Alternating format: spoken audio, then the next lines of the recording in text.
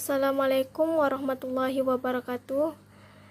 Baiklah, saya di sini akan mempresentasikan karya ilmiah saya yang berjudul Akhlak dalam Islam, yang dosen pengampunya adalah Bapak Mu'anif Ridwan, SPD IMH. Sebelum saya mempresentasikan karya ilmiah saya akan memperkenalkan diri terlebih dahulu. Nama saya Alda Juliana, kelas A semester 5, program studi Sistem Informasi.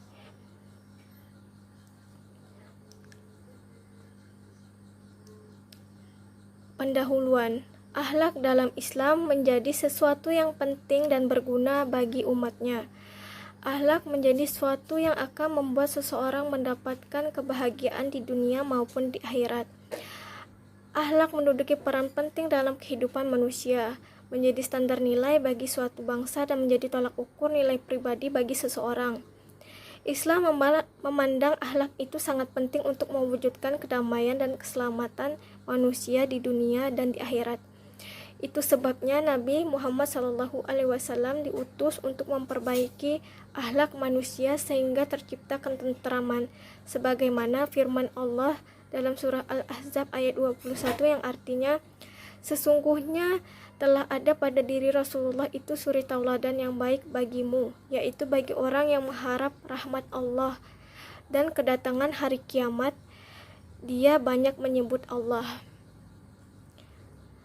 Adapun akhlak Nabi Muhammad SAW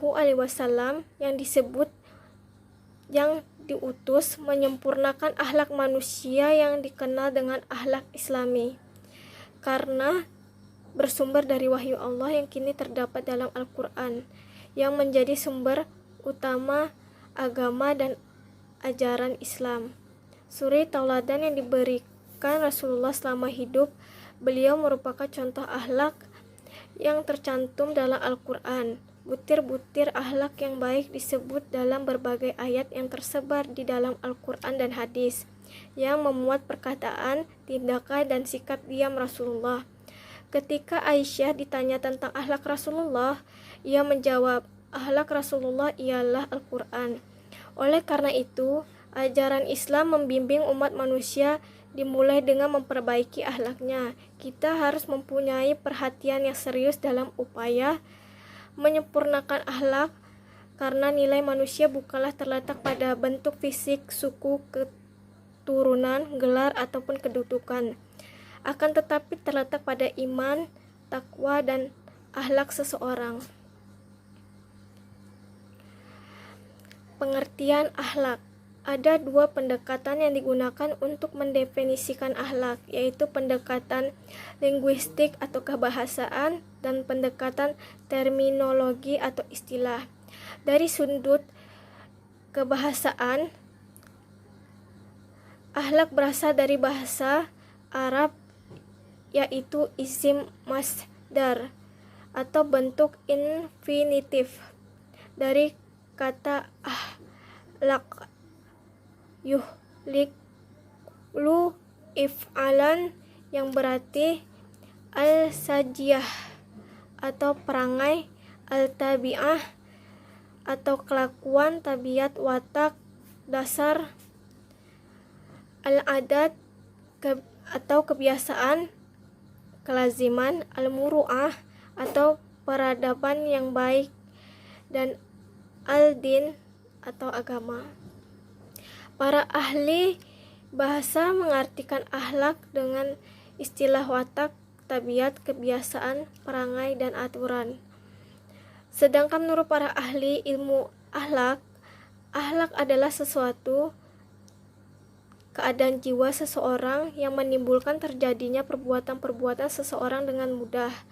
Dengan demikian, bila mana perbuatan, sikap, dan pemikiran seorang itu baik, niscaya jiwanya baik. Akhlak bersumber dari apa yang menjadi ukuran baik dan buruk, atau mulia dan tercela. Sebagaimana keseluruhan ajaran Islam, sumber akhlak adalah Al-Quran dan As-Sunnah. bukan akal, pikiran, atau pandangan masyarakat sebagaimana pada konsep etika dan moral. Berdasarkan pengertian akhlak di atas, penulis berpendapat bahwa ada beberapa ciri dalam perbuatan akhlak Islami, yaitu 1. Perbuatan yang tertanam kuat dalam jiwa yang menjadi kepribadian seseorang. 2. Perbuatan yang dilakukan tanpa memerlukan pemikiran dan pertimbangan. 3. Perbuatan itu merupakan kehendak sendiri yang dibiasakan tanpa ada paksaan. 4. Perbuatan itu berdasarkan petunjuk Al-Quran dan Al-Hadis. 5. Perbuatan itu berperilaku terhadap Allah, manusia, diri sendiri, dan makhluk lainnya. Pembagian akhlak. Ada 2 pembagian akhlak, yaitu 1. Akhlak mazmumah atau akhlak tercela. Menurut Imam Al-Ghazali, akhlak yang tercela ini dikenal dengan sifat-sifat muhlikat, yakni segala tingkah laku manusia yang dapat membawanya kepada kebinasaan dan kehancuran diri yang tentu saja bertentangan dengan fitrahnya untuk selalu mengarah kepada kebaikan. 2. Akhlak mahmudah atau akhlak terpuji. Yang dimaksud dengan akhlak terpuji adalah segala macam sikap dan tingkah laku yang baik atau terpuji. Akhlak ini dilahirkan oleh sifat-sifat mahmudah yang terpendam dalam jiwa manusia. Akhlak urgensi akhlak. Akhlak merupakan buah yang dihasilkan dari proses penerapan akidah dan syariah. Ibarat bangunan, akhlak merupakan kesempurnaan dari bangunan tersebut. Setelah fondasi dan bangunannya kuat, jadi tidak mungkin akhlak ini akan terwujud pada diri seseorang jika dia tidak memiliki akidah dan syariah yang memadai. Dari Abu Hurairah berkata, Rasulullah SAW bersabda, "Sesungguhnya aku diutus hanyalah untuk menyempurnakan akhlak mulia." Hadis riwayat Ahmad. Mengkaji dan mendalami konsep akhlak bukanlah yang terpenting, tetapi merupakan sarana yang dapat mengantarkan pada pengamalan akhlak mulia seperti yang dipesankan oleh Rasulullah Sallallahu Alaihi Wasallam. Dengan pemahaman yang jelas tentang konsep akhlak, kita akan memiliki pijakan dan pedoman untuk mengarahkan tingkah laku kita sehari-hari, sehingga kita memahami apakah yang kita lakukan benar atau tidak, termasuk akhlak mahmudah atau mulia atau akhlak mazmumah atau tercela. Implementasi akhlak dalam kehidupan. 1. Akhlak kepada Khalik atau pencipta. Salah satu perilaku atau tindakan yang mendasari akhlak kepada pencipta adalah taubat. Selain itu, kita juga harus beriman kepada Allah semata, menyembah, beribadah, dan berdoa hanya kepada Allah Subhanahu wa Ta'ala. 2. Akhlak kepada sesama. Dengan menghargai dan menghormati orang lain, saling menyayangi sesama, menjaga lisan dalam perkataan agar tidak membuat orang lain di sekitar kita merasa tersinggung, menjaga sikap dan tingkah laku, dan lain sebagainya. 3. Akhlak pada diri sendiri. Dengan menjaga kehormatan, harga diri, dan meningkatkan harkat dan martabat dalam hidup ini. 4. Akhlak kepada lingkungan atau alam semesta. Menjaga keseimbangan dan kelestarian lingkungan serta alam semesta agar tidak rusak.